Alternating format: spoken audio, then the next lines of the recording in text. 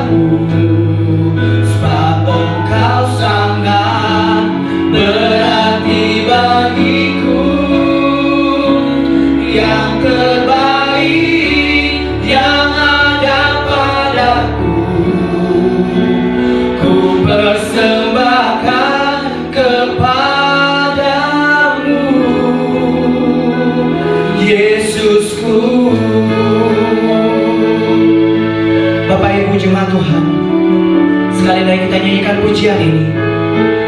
Nyanyikan dengan segenap hatimu, katakan, ku tak dapat lupakan kebaikan yang ku terima, pengorbananmu yang mulia. Jadikan ku berharga,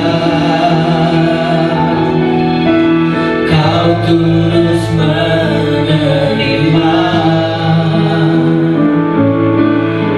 aku apa adanya.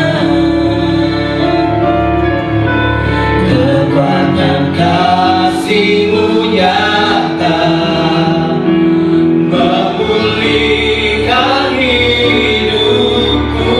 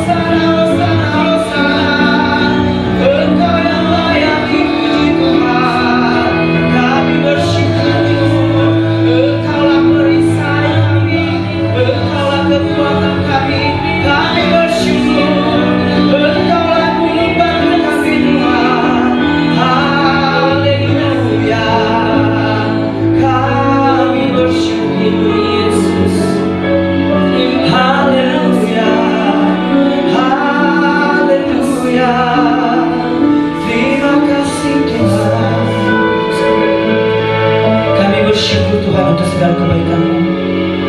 Engkau sudah jagai kami hari demi hari kami lewati bersama dengan Engkau. Engkau tidak pernah tinggalkan kami Tuhan.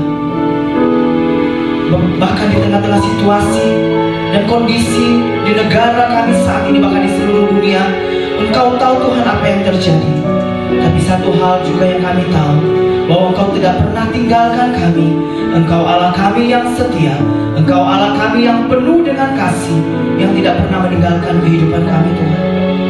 Kami bersyukur, kami bangga memiliki Allah seperti Engkau Tuhan. Kau bukan Tuhan yang melihat rupa. Mari jemaat Tuhan angkat tanganmu. Kau bukan Tuhan yang melihat rupa. Kau bukan Tuhan yang memandang harta. Hati hamba yang selalu kau cari, biar kau temukan di dalamku. Selama ku hidup, ku mau menyembahmu. Sebab Kau sangat berarti bagiku. Yang terbaik yang ada padaku, ku persembahkan kepadamu, Yesusku.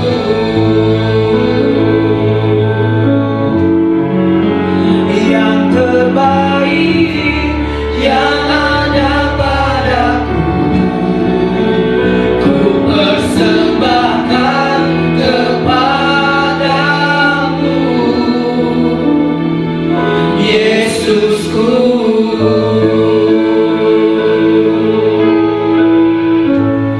Segala puji, hormat, syukur bagi-Mu Tuhan. Kami berterima kasih untuk segala kebaikan-Mu, untuk segala anugerah dan kemurahan-Mu yang sudah Engkau nyatakan dalam kehidupan kami. Engkau sudah memelihara kehidupan kami. Kami kuat, kami sehat. Bahkan Engkau sudah memenuhi segala kebutuhan kami Tuhan. Hingga saat ini kami ada di hadapan-Mu, bukan karena kuat dan gagah kami, tapi semata-mata karena kemurahan-Mu dalam kehidupan kami. Terima kasih Tuhan, terima kasih. Apabila saat ini kami bisa beribadah di hadapan Tuhan, itu semua karena pertolongan-Mu dalam hidup kami Tuhan. Terima kasih Tuhan.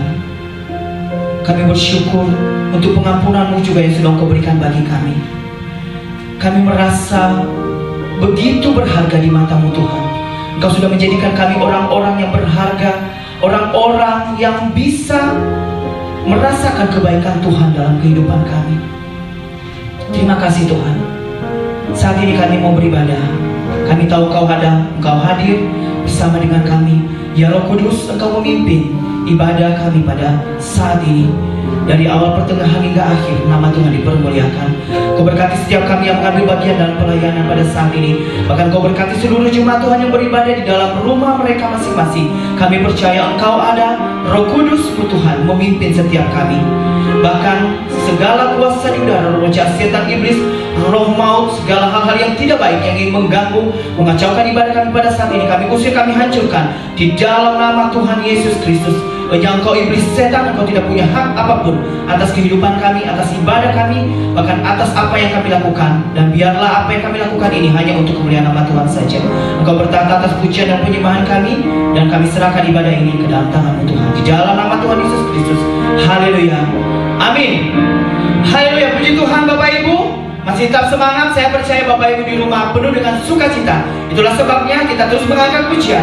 Tuhanku Maha Besar, Tuhanku Maha Kuasa, Raja segala raja. Mari serukan namanya, karena Dia Allah yang layak dipuji dan disembah. Bapak Ibu bisa bertepuk tangan di rumah.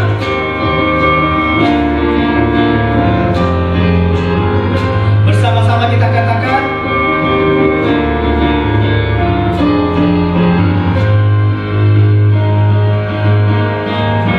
Tuhanku Maha Besar, Tuhanku Maha Kuasa, Raja segala raja. Dia takkan tergoyahkan, Dia takkan tergoyahkan.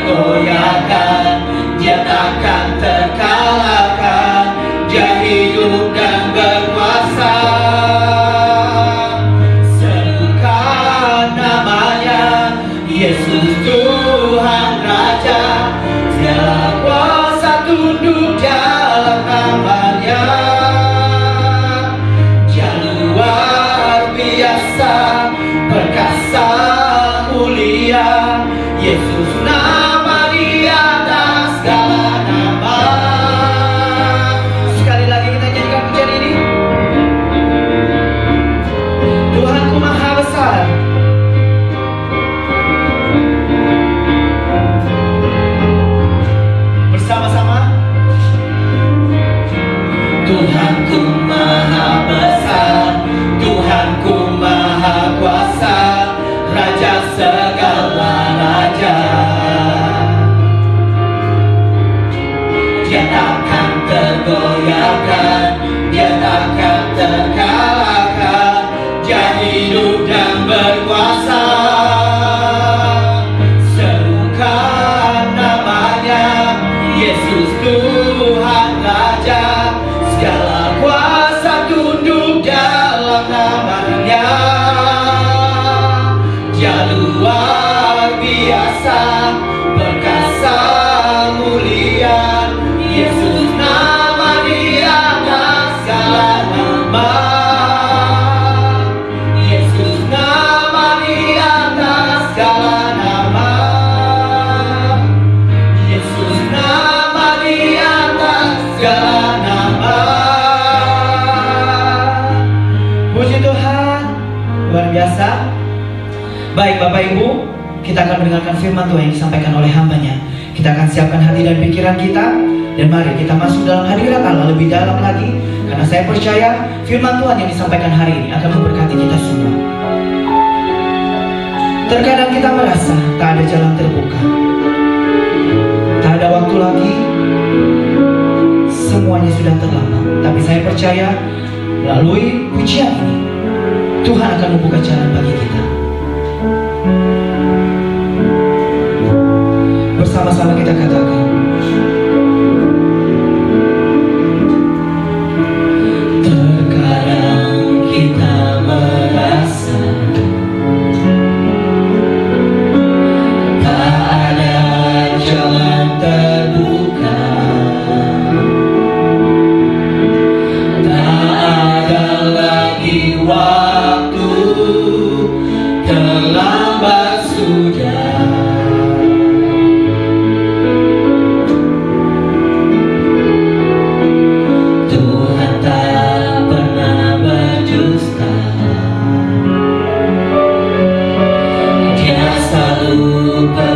Janjinya bagi orang percaya, mukjizat nyata.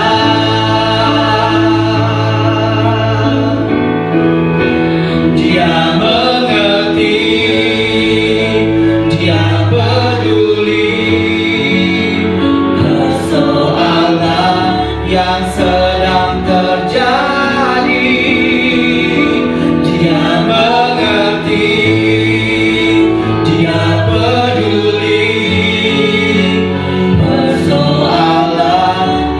Kita alami,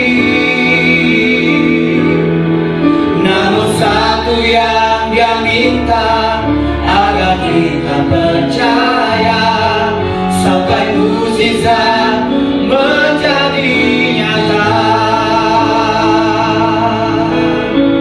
Sekali lagi kita nyanyikan pujian ini. Terkadang kita merasa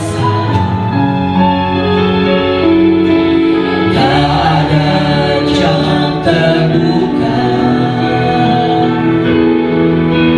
tak ada lagi waktu, terlambat sudah. Tuhan tak pernah berdusta, Tuhan tak pernah berdusta. Dia selalu pegang janjinya bagi orang percaya, mukjizat nyata.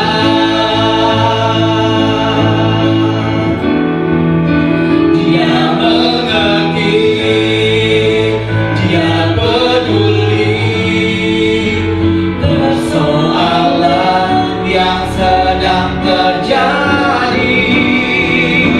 Dia mengerti, Dia peduli persoalan yang kita alami. Namun satu yang Dia minta, agar kita percaya sampai mukjizat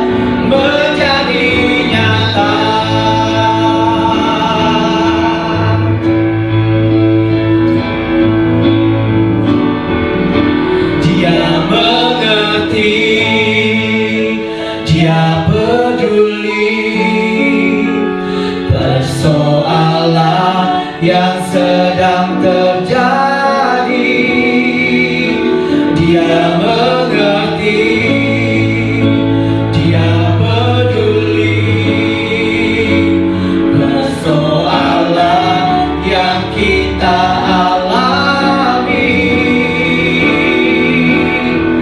Namun satu yang Dia minta, agar kita percaya sampai mukjizat menjadi nyata. Namun satu yang Dia minta, agar kita percaya sampai mukjizat menjadi nyata. Namun satu yang Dia minta, agar kita percaya sampai mukjizat menjadi nyata.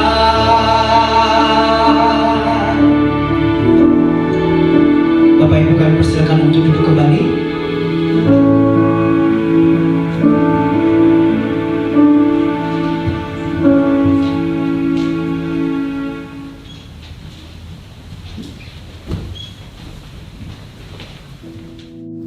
Bapak Ibu yang dikasihi oleh Tuhan, kita akan mendengarkan kebenaran firman Tuhan yang akan disampaikan oleh hambanya Bapak Evangelis Jokris Hutagalung.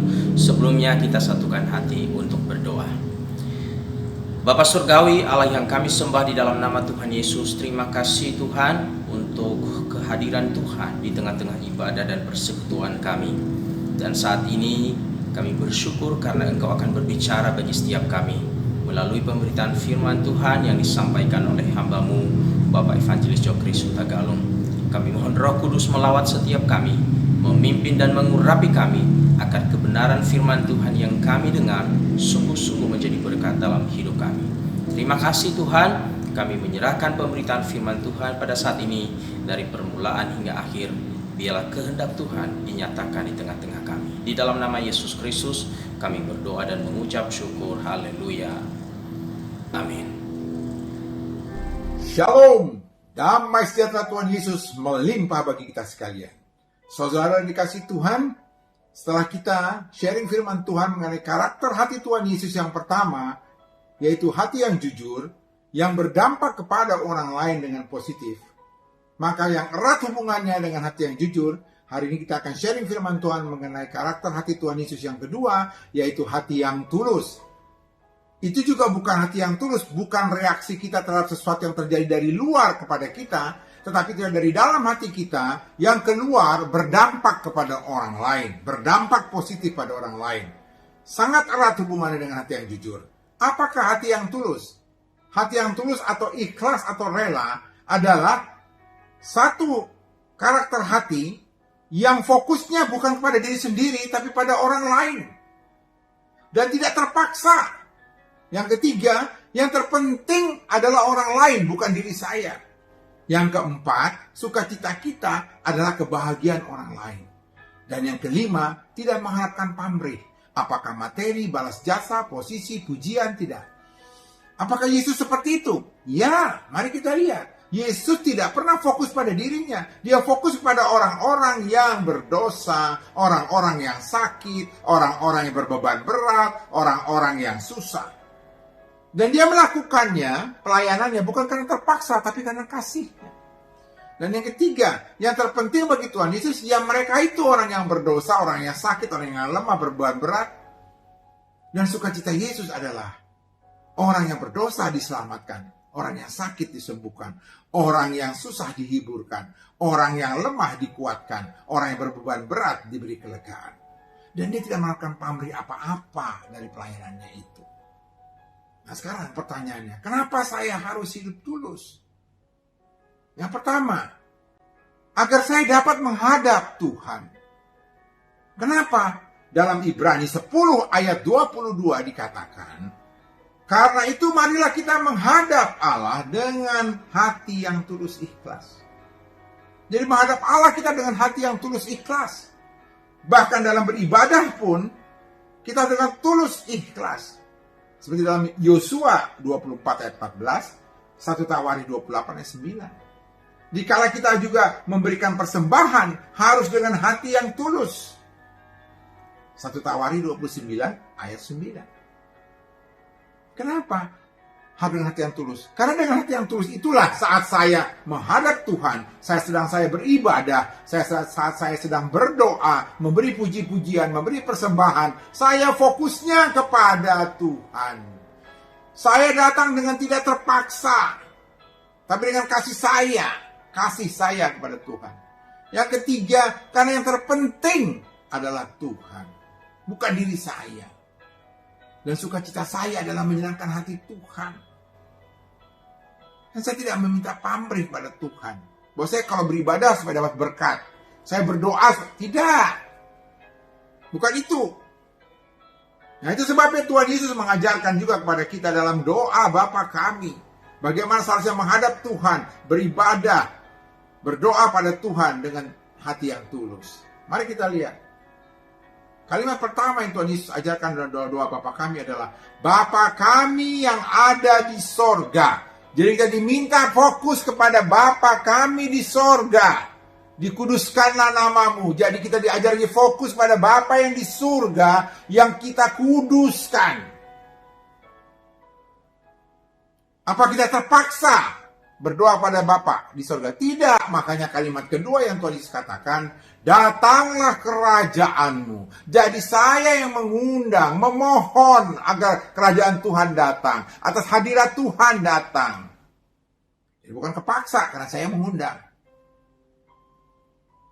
Apakah memang Allah yang terpenting dalam doa itu? Iya, makanya kita katakan Tuhan Yesus mengajarkan, jadilah kehendakmu di bumi ini seperti dalam sorga. Karena kehendak Tuhan yang lebih penting. Bukan kehendak saya, tapi kehendak Tuhan. Bahkan di akhir doa Bapa kami, Tuhan Yesus mengajarkan bagaimana saya ingin menyenangkan hati Tuhan. Yaitu dengan apa? Memberi puji-pujian. Makanya penutupnya dikatakan, karena engkaulah yang mempunyai kerajaan dan kuasa dan kemuliaan sampai selama-lamanya. Saudara, sehingga kalau kita dengan hati tulus menghadap Tuhan, beribadah, puji-pujian, berdoa, memberi persembahan. Karena itu artinya kita fokus pada Tuhan. Tidak dengan terpaksa. Yang terpenting adalah Tuhan. Sukacita kita menyenangkan hati Tuhan. Itu setelah kita melakukan berdoa, beribadah, puji-pujian, kita merasakan hal yang sangat luar biasa dalam hati kita, dalam hidup kita. Sangat luar biasa kita rasakan. Tapi kalau sebaliknya kita tidak tulus, maka sulit bagi kita untuk beribadah pada Tuhan. Kenapa? Karena saya tidak fokus pada Tuhan. Saya terpaksa. Karena mungkin disuruh orang tua, atau karena memang adat istiadat, atau disuruh Pak Gembala, atau disuruh pimpinan. Kepaksa berdoa, kepaksa beribadah. Dan yang terpenting pun dalam ibadah itu bukan Tuhan. Malah ada orang yang karena tidak tulus, supaya dilihat orang, saya itu orang baik, maka saya beribadah. Jadi bukan karena ingin fokusnya pada Tuhan, tapi fokusnya pada diri dia, supaya orang melihat saya itu baik loh beribadah. Dan dia tidak punya niat sebenarnya untuk menyenangkan hati Tuhan. Tapi mungkin dia beribadah niatnya untuk menyenangkan siapa? Menyenangkan dirinya, menyenangkan istrinya, atau suaminya, atau bosnya, atau gembalanya. Bukan untuk menyenangkan hati Tuhan. Sehingga setelah ibadah tidak merasakan apa-apa. Biasa-biasa saja. Yang kedua, kenapa saya ingin berhati tulus? Supaya saat saya mendengar firman Tuhan, saya bisa menerimanya dan bisa mengerti. Makanya waktu saya mendengar firman, saya mohon pertolongan Roh Kudus. Agar Roh Kudus memimpin saya. Agar Roh Kudus berkata-kata pada saya. Menuntun, mengajari, menguasai saya, mengurapi saya. Nah tapi saat Roh Kudus datang, kita juga dengan tulus menerimanya. Fokuslah pada Roh Kudus. Dengar-dengaranlah dengan Roh Kudus. Dia yang terpenting. Sehingga saya pun bisa fokus pada firman yang diajarkan, yang disampaikan. Saya juga merasa yang terpenting adalah memang firman. Itu yang kita lakukan. Dalam Mazmur 119 ayat 80 dikatakan, biarlah hatiku tulus dalam ketetapan-ketetapanmu. Jadi hati kita itu juga fokus, mementingkan, tidak terpaksa untuk melakukan hidup di dalam ketetapan firman Tuhan. Itu sebabnya juga dalam Kisah 17 ayat 11 dikatakan, orang Yahudi di Berea lebih baik hatinya daripada orang Yahudi di Tesalonika. Bukan artinya orang di Tesalonika itu tidak baik. Baik, tapi orang Yahudi di Berea jauh lebih baik. Kenapa? Karena mereka menerima firman itu dengan kerelaan hati. Tuhan Yesus memberikan perumpamaan dalam Matius 13:23. Benih yang ditaburkan di tanah yang baik ialah orang yang mendengar firman dan mengerti, sehingga dia bisa berbuah. Ada yang 100 kali lipat, 60 kali lipat, 30 kali lipat. Kenapa mereka bisa mengerti? Karena dia fokusnya kepada pimpinan Roh Kudus yang mengajari dia soal firman, sehingga dia juga fokus pada firman, dan dia tidak terpaksa mendengarkannya, tapi dia menerimanya dengan sukarela, karena yang terpenting bagi dia adalah firman, bukan yang lain. Niatnya dari awal menginginkan firman, sehingga dia bisa mengerti firman Tuhan. Nah, orang-orang yang sudah mengerti firman Tuhan, menerima firman Tuhan, biasanya itu mengalami kelompok pertama adalah mendapatkan rema dari firman itu dan hatinya berkobar-kobar. Kelompok yang kedua mendapatkan rema dari firman itu, hatinya berkobar-kobar dan meneruskan firman itu pada orang lain. Karena dia merasakan firman itu merupakan berkat bagi dia, jadi bukan disimpan pada dia, tapi dia teruskan pada orang lain. Dengarkan firman Tuhan ini. Sama seperti perempuan Samaria, begitu mendengarkan dari Tuhan Yesus, dia tidak simpan untuk dirinya sendiri, dia pulang ke desanya, dia ceritakan firman itu. Sama kayak rasul-rasul, mendengarkan firman itu dari Tuhan Yesus, lalu dia teruskan. Nah, kelompok yang ketiga adalah orang-orang yang mendapatkan rema firman itu, berkobar-kobar, meneruskan firman itu kepada orang lain, dan melakukannya. Tapi bagi orang-orang yang tidak tulus, dia tidak akan mengerti firman. Kenapa? Karena dia tidak fokus pada firman. Untuk dia firman itu tidak penting, merasa terpaksa. Saya tidak mengerti firman. Dan Tuhan Yesus dalam Matius 13 ayat 19 memberikan perumpamaan itu seperti benih yang ditaburkan di pinggir jalan sehingga burung datang dimakan. Itulah orang-orang yang mendengar firman tapi tidak mengerti. Pada saat si jahat datang, diambil firman itu. Nah, kalau dia sampai tidak mengerti firman, bagaimana dia bisa menuruti firman? Dan kalau dia tidak bisa menuruti firman, maka menurut 1 Yohanes 2 ayat 5, dia tidak hidup di dalam Kristus. Tidak hidup dalam Kristus artinya tidak hidup dalam kebenaran, karena Kristus itu adalah kebenaran dalam Yohanes 14 ayat 6. Nah, kalau tidak hidup dalam kebenaran, dia tidak dapat merasakan damai sejahtera, tidak dapat merasakan ketenangan, tidak dapat merasakan ketentraman. Kenapa? Karena dalam Yesaya 32 ayat 17 dikatakan, di mana ada kebenaran, di situ tumbuh damai sejahtera. Dan akibat kebenaran ialah ketenangan dan ketentraman selama-lamanya.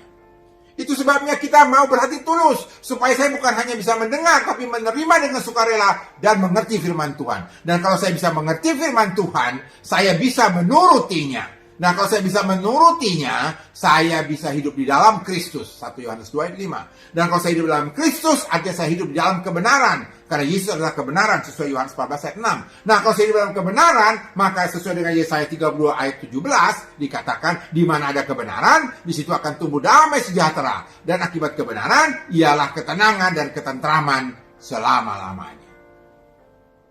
Itu yang kita inginkan. Yang ketiga, kenapa saya ingin berhati tulus, adalah supaya saya bisa merasakan peringatan dari Allah agar saya tidak berbuat salah.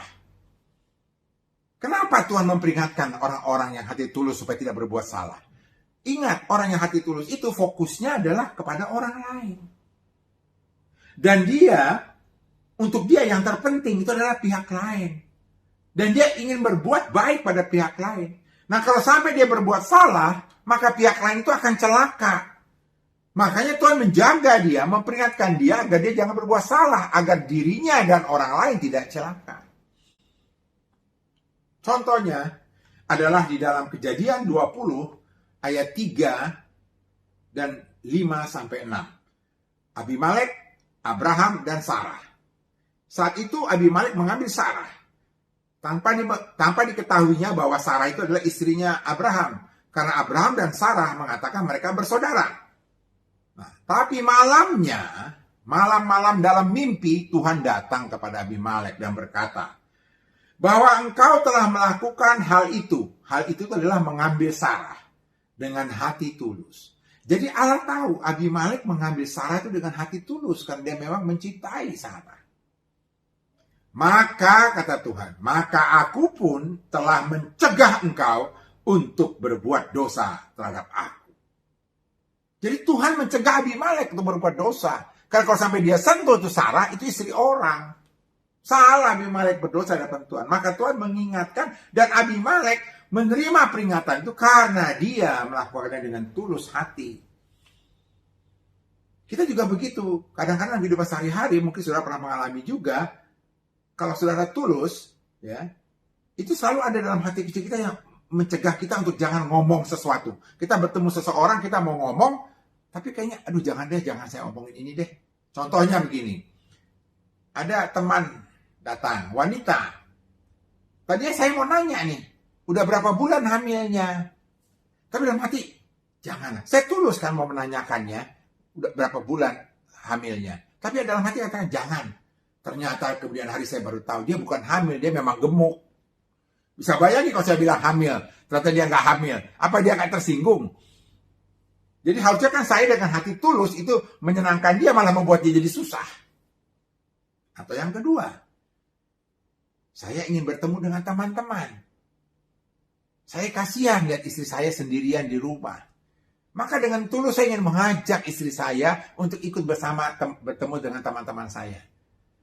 Tapi karena hati tulus, Tuhan memperingatkan dalam hati. Jangan. Jadi ada rasa berat di hati. Akhirnya saya bilang sama istri, udahlah gak usah ikut deh. Ternyata benar. Sampai di sana gak ada yang bawa istri. Bisa bayangkan kalau saya bawa istri kayak apa? Bengong aja istri saya di sana kan? Tapi kalau orang yang tidak tulus, itu kebalikannya. Nanti kita akan lihat. Nah, kalau orang-orang yang tidak tulus, dia tidak akan peka atau tidak memperhatikan peringatan Allah. Karena fokusnya bukan pada peringatan Allah. Tidak memperdulikan peringatan Allah. Bahkan peringatan Allah bagi dia bukan hal yang penting. Yang penting adalah apa yang dia mau tetap melakukan. Nah akibatnya apa? Akhirnya dia berbuat salah. Ya contohnya seperti tadi. Kalau saudara ingin bawa istri dengan maksud supaya saya tidak dicurigai oleh istri saya, ketemu teman-teman itu ternyata ada perempuan lain atau selingkuh, maka saya ingin bawa istri saya supaya dia tahu bahwa kalau saya katakan saya ketemu teman, itu teman-teman gak ada perempuan. Nah niatnya udah jelek. Niatnya adalah untuk kepentingan dia, bukan istrinya. Kalau yang pertama kan saya ingin bawa istri, kasihan istri di rumah sendiri. Kalau ini tidak, saya bawa istri untuk menunjukkan bahwa saya itu tidak selingkuh. Nah, jadi dia tidak peka. Akhirnya saya paksakan istri bawa, karena untuk kepentingan saya bawa. Begitu dibawa, nggak ada yang bawa istri. Cuman saya sendiri. Kasihan istri saya bengong. Akhirnya pulang ke rumah malah jadi ribut. Nah itu contoh-contohnya. Ya, yang berikutnya, yang keempat. Kenapa saya ingin berhati tulus? Karena saya tahu Allah menjaga orang-orang yang berhati tulus supaya tidak celaka. Ya contohnya tadi yang Sarah tadi. Bayangkan, karena Sarah dengan tulus mengikuti apa yang diperintahkan oleh Abraham, maka Tuhan menjaga Sarah supaya jangan jadi tercemar diambil oleh Abimelek. Dalam Kejadian 20:14 terbukti yang namanya Sarah selamat dari Abimelek.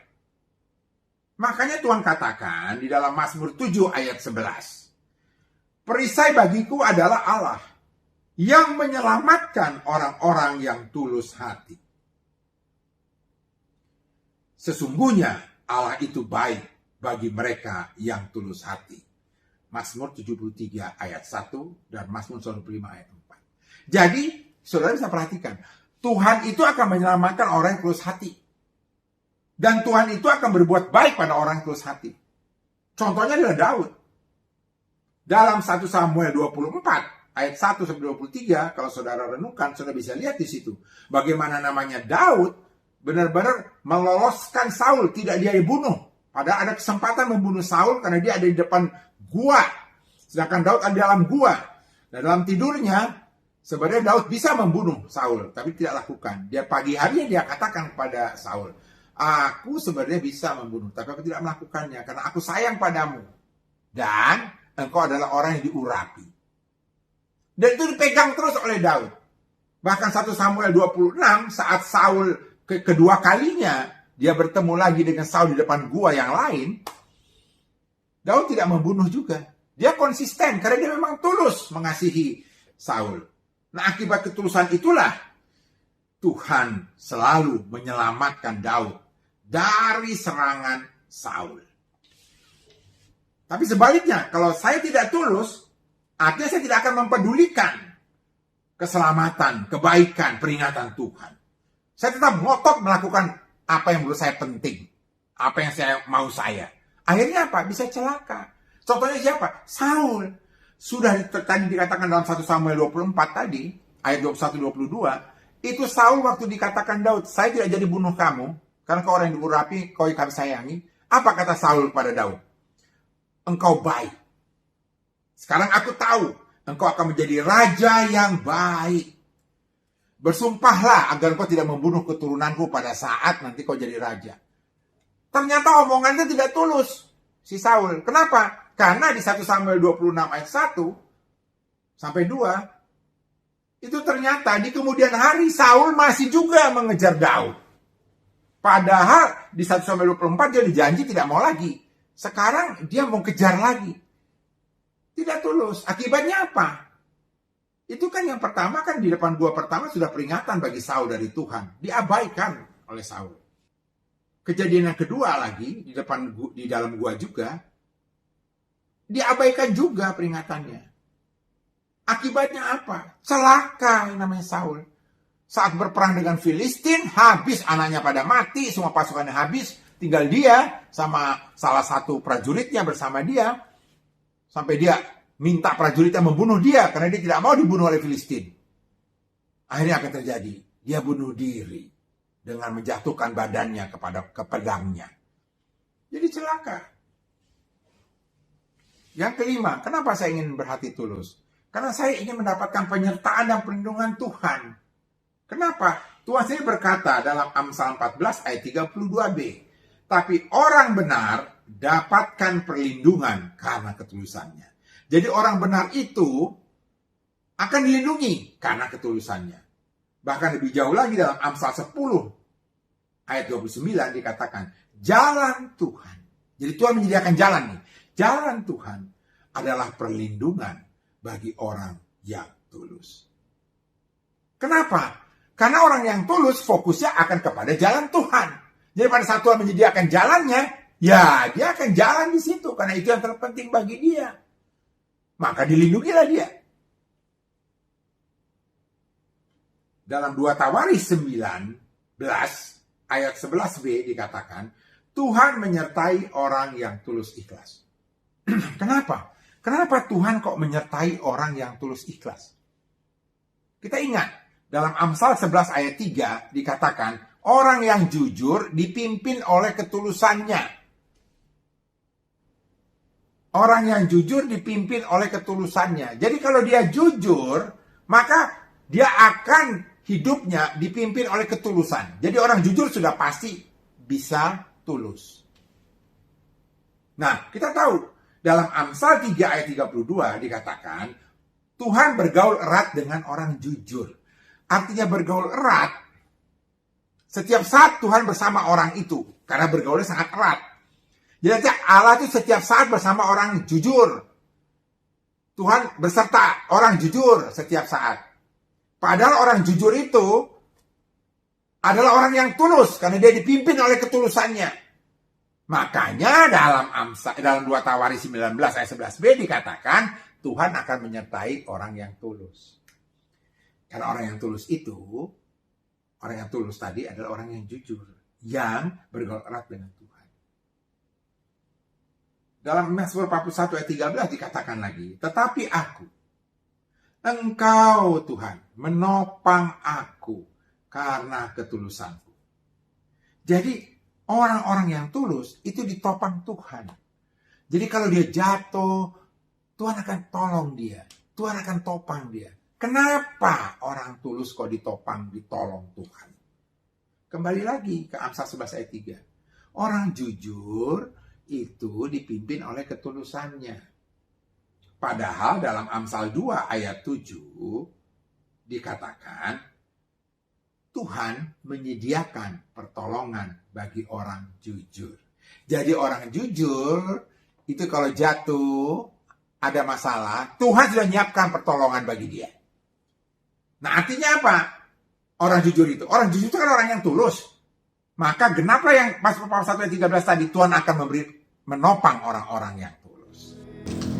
Puji Tuhan, kita sudah diberkati oleh firman Tuhan yang disampaikan oleh hambanya, Bapak Ibu, untuk kita ketahui bersama bahwa penguraian firman Tuhan tentang tulus hati masih akan berlanjut pada minggu yang akan datang. Jadi ini adalah 2 sesi, dan hari ini kita sudah diberkati melalui sesi pertamanya dan akan ada kelanjutannya. Karena itu kiranya kita semua terus menyiapkan hati untuk menerima firman Tuhan pada minggu yang akan datang. Kita mengucap syukur kepada Tuhan untuk firman Tuhan. Hari ini kita bersatu di dalam doa. Bapa, di dalam nama Yesus, terima kasih Tuhan untuk kebenaran firman Tuhan yang Engkau sudah ajarkan kepada kami melalui hamba-Mu. Kami bersyukur bahwa lewat firman-Mu kami semakin mengerti, semakin menyadari betapa pentingnya kami memiliki hati yang penuh dengan ketulusan di hadapan Tuhan. Dan kami percaya Roh Kudus yang akan mengerjakan semua ini di dalam hidup kami. Tolong kami Tuhan, agar firman-Mu semakin bertumbuh dan berbuah lewat kehidupan kami. Kami ucap syukur untuk hamba-Mu, Bapak Evangelis Jokris Hutagalung. Berkatilah hamba-Mu, berkati keluarganya, berkati pelayanannya, berkati dalam kesehatan dan usaha serta pekerjaannya. Terpujilah nama-Mu. Di dalam nama Tuhan Yesus kami berdoa dan mengucap syukur. Haleluya. Amin.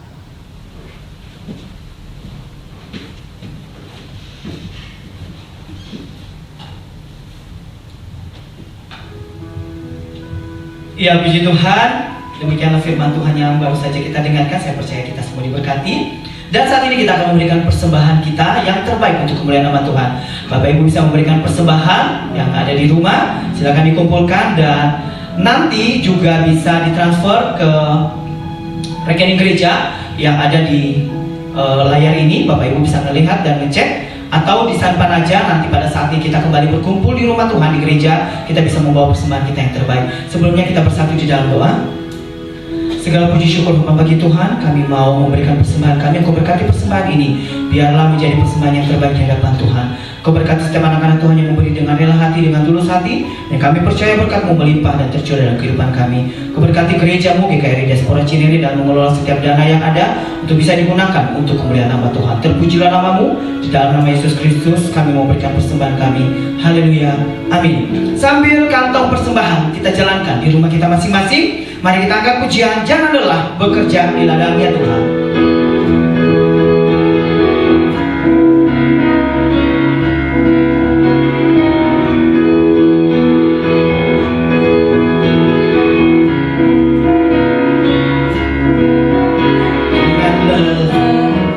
Bekerja di ladangnya Tuhan, Roh Kudus yang beri kekuatan, yang mengajar dan menopang.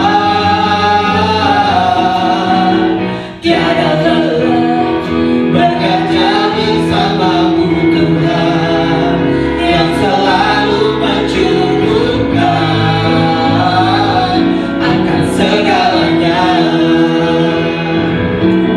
Ratakan tanah bergelombang, timbullah tanah yang berlubang, menjadi siap dibangun di atas dasar iman. Ratakan tanah bergelombang, timbullah tanah yang berlubang, menjadi siap dibangun di atas dasar iman.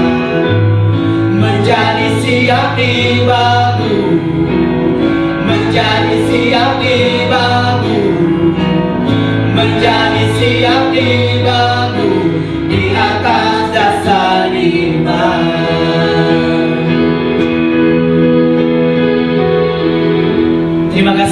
persembahan Bapak Ibu. Tuhan memberkati kita semua.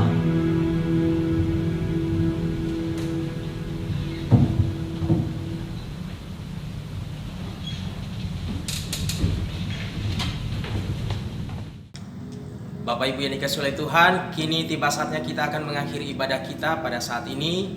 Mari kita menyatukan hati kita untuk berdoa, membawa doa-doa syafaat kita di hadapan Tuhan. Kita bersatu di dalam doa. Bapa Surgawi, terpuji-pujilah namamu ya Tuhan. Terima kasih untuk hadirat Tuhan, pimpinan dan berkat Tuhan yang kami terima di dalam ibadah kami pada saat ini. Kami menyerahkan seluruh pelayan Tuhan yang sudah melayani hari ini. Kiranya hidup mereka terus dipakai oleh Tuhan dan berkat Tuhan melimpah di dalam kehidupan pribadi dan keluarga masing-masing. Terima kasih Tuhan, kami terus berdoa untuk seluruh jemaat-Mu yang ada di GKRI Diaspora Cinere. Engkau sungguh mengetahui ya Tuhan keberadaan anak-anak-Mu. Mari Engkau melawat setiap pribadi dan keluarga. Yang sakit Engkau sembuhkan, yang lemah Engkau kuatkan, yang susah Engkau hiburkan, yang berbeban berat Tuhan berikan kelegaan. Bahkan mereka yang sedang dalam tekanan yang berat, dalam kesulitan yang berat, kiranya Allah hadir melawat mereka, membukakan jalan dalam setiap kesulitan mereka, dan memberi pertolongan tepat pada waktunya. Kami terus berdoa untuk bangsa kami Indonesia, khususnya di dalam masa-masa yang baru, menghadapi normal baru saat ini. Kiranya Tuhan menolong bangsa kami, dapat mempersiapkan segala sesuatunya, dapat jalani semua proses yang harus dilalui ke depan ini dalam tuntunan, dalam pimpinan dan berkat Tuhan. Berkatilah pemerintahan kami Indonesia dan berkatilah seluruh rakyat Indonesia. Demikian juga para pasien COVID-19 yang terus dalam proses pemulihannya ditolong Tuhan. Demikian juga para tim medis yang terus bekerja siang dan malam, dan seluruh aparatur negara lainnya yang bekerja untuk membawa bangsa kami keluar dari krisis yang sedang terjadi saat ini. Kami percaya Engkau memperhatikan negara kami dan Engkau akan meluputkan bangsa kami dari berbagai peristiwa yang terjadi. Terima kasih Tuhan, bagimulah segala hormat dan kemuliaan dari kekal sampai selama-lamanya. Di dalam nama Yesus Kristus kami naikkan doa kami. Haleluya. Saudara-saudara, mari angkat kedua belah tanganmu, arahkanlah hatimu kepada Tuhan dan terimalah berkat Tuhan.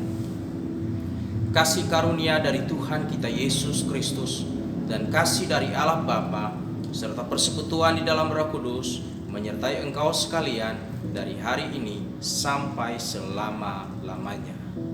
Amin.